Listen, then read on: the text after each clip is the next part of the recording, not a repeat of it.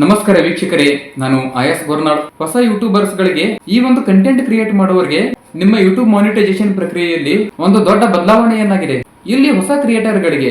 ಯಾಕಂದ್ರೆ ನೋಡಿ, ನೀವು ಹಿಂದಿನ ಬದಲಾವಣೆಗಳು ನೋಡಿ, ಸೊ ಇವಾಗ ಬಂದಿರುವಂತ ಬದಲಾವಣೆಗಳನ್ನ ನೋಡಿ, ಈ ಒಂದು ಹೊಸ ಕ್ರಿಯೇಟರ್ಸ್ ಗಳು ಯಾರೆಲ್ಲ ತಮ್ಮ ಒಂದು ಯೂಟ್ಯೂಬ್ ಚಾನೆಲ್ ಅನ್ನ ಬೆಳೆಸಲಿಕ್ಕೆ ಕಷ್ಟವನ್ನ ಪಡ್ತಾ ಇದ್ದೀರಿ, ಬಹಳ ಆರಂಭದ ಒಂದು ಚರ್ಚೆ ನಡೀತಾ ಇದೆ. ಸೊ ನೀವು ಹಿಂದೆ ಒಂದು ಯೂಟ್ಯೂಬ್ ಚಾನೆಲ್ ಅನ್ನ ಮಾನಿಟೈಸೇಷನ್ ಮಾಡಬೇಕಾದ್ರೆ ಸುಮಾರು 4,000 ಗಂಟೆಗಳ ಒಂದು ವಾಚ್ ಟೈಮ್ ಅನ್ನು ಸಾಕಿತ್ತು.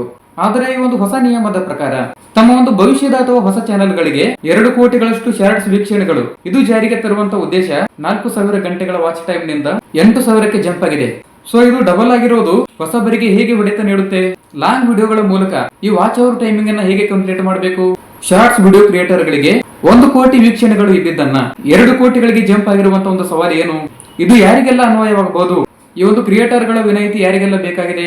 ಈ ಒಂದು ಹೊಸ ನಿಯಮವನ್ನ ಕೇಳಿದ ಕ್ಷಣ ಈಗಾಗಲೇ ಯೂಟ್ಯೂಬ್ ಪಾರ್ಟ್ನರ್ ಪ್ರೋಗ್ರಾಮ್ಗೆ ಅರ್ಹರಾದಂತವರು ಅಂದ್ರೆ YPP ಅವರಿಗೆ ಯಾವುದೇ ಆತಂಕ ಇಲ್ಲ.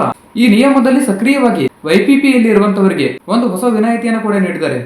ಸೊ ಇಲ್ಲಿ ಮುಖ್ಯವಾಗಿ ಉದ್ದನೆ ಅಥವಾ ಜನರಿಗೆ ಉಪಯೋಗವಾದಂತ, ನಾವು ಅದನ್ನ ಹೈ ರಿಟೆನ್ಷನ್ ಅಂತ ಹೇಳ್ಬಹುದು, ಇಂಥ ವಿಡಿಯೋಗಳನ್ನ ಕ್ರಿಯೇಟ್ ಮಾಡಬಹುದು ನೀವು. ಆಮೇಲೆ ಆ ಒಂದು ವಿಡಿಯೋಗಳನ್ನ ವೀಕ್ಷಕರು, ನೀವು ಕ್ರಿಯೇಟ್ ಮಾಡಿದಂತ ವಿಡಿಯೋಗಳನ್ನ ವೀಕ್ಷಕರು ಅರ್ಧಕ್ಕೆ ಬಿಟ್ಟು ಹೋಗದಂತೆ ಎಂಗೇಜ್ ಆಗ್ತಾನೆ ಮಾತಾಡ್ಬೇಕು. ನೀವು ಇಲ್ಲಿ ಸತತವಾಗಿ ವಿಡಿಯೋಗಳನ್ನ ಅಪ್ಲೋಡ್ ಮಾಡುವುದು ಬಹಳ ಮಹತ್ವ ನಿಮಗೆ. ಸೊ ನೀವು ನಿಮ್ಮ ಒಂದು ಚಾನಲ್ ಮೇಲೆ ಕಷ್ಟಪಟ್ಟು ಕೆಲಸ ಮಾಡಿದ್ರೆ ನಿಮಗೆ ಯೂಟ್ಯೂಬ್ ಅಲ್ಲಿ ಯಶಸ್ಸು ಇಂದಲ್ಲ ನಾಳೆ ಖಂಡಿತ ಸಿಗುತ್ತೆ ನಿಮಗೆ. ನೀವು ಸೋತು ಹೋಗದೆ ನಿರಂತರವಾಗಿ ಪ್ರಯತ್ನ ಪಡಿ.